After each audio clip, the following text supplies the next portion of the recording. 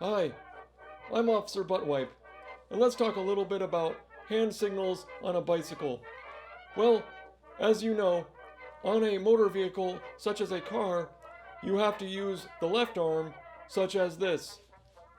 Right turn, left turn, stop or decrease speed.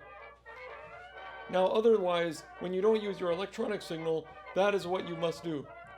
However, most bicycles are not equipped with electronic signals.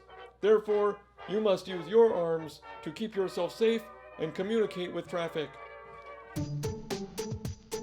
First, every bicyclist should use a hand signal, but they're also going to still break the law.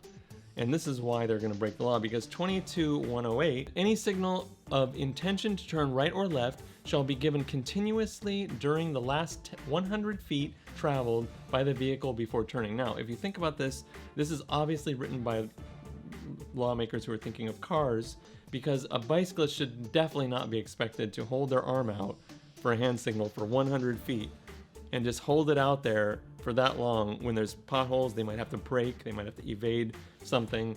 So this is why I say even though bicyclists should use their hand signals every time, they will still break the law. Now, there's another vehicle code that I want to point out here, 22-111. All required signals given by hand and arm shall be given from the left side of a vehicle in the following manner. Now, right away, I want to point out from the left side of a vehicle. Again, it's written for cars. This is one of the things that drives me crazy about bicycle education when they say, you know, the right turn signal is this. Well, that's for a car because they're on the left side of the car and they have to stick their arm out of the window. Bicyclists, in my opinion, should use this for a right turn because they don't have a car around them, and that is more clear to drivers. It should say that a bicyclist should extend the right hand because that makes more sense to people. They'll know what you're doing. The reason why cars cannot do this is because if they did that, it would only be inside the car. Now here's another situation, by the way, where the law wasn't obviously written for bicyclists, where a bicyclist shouldn't have to always use a braking signal because, again, they have two hands and three things to do. You know, are they squeezing the two brakes or are they squeezing with one and doing a braking signal? That's obviously not a good idea. You may be lazy with your stop or slow. Well, this could also be an arm just hanging down to the side. Therefore, I always remind people to use clear and distinct gestures. It is a clear point of communication to help you keep their eyes on your safety. I often complain that car drivers don't signal enough. And that is definitely true. Again, in crowded cities, bicyclists pass cars all the time. If they make sudden turns, they wipe out the bicyclist, end of story. I think you have to let the bicyclist slide on several laws, and this is one of them. Car drivers fail to signal when making lane changes 52% of the time. So over half the time they didn't signal. So people even admit to not signaling, let alone the hard data that shows they actually don't signal. The sad thing is the reasons that people gave for not signaling.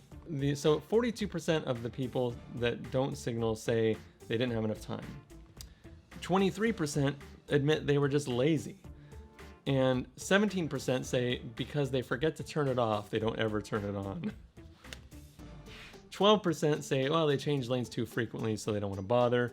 8% say they don't do it because other drivers don't do it. So 7% of drivers say they don't signal because it adds to the excitement of driving. What?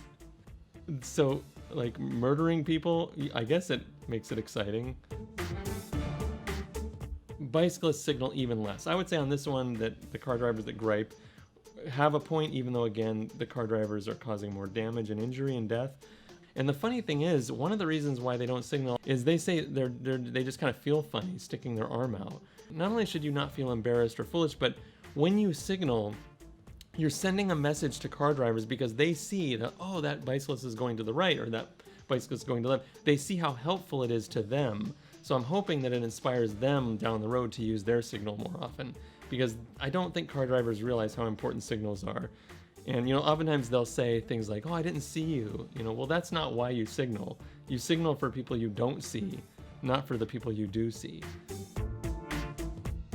I would just say everyone should signal, and forgive the bicyclists who don't, because maybe they have to brake, or maybe they have to watch out for potholes or make evasive maneuvers. But I do encourage bicyclists also to signal.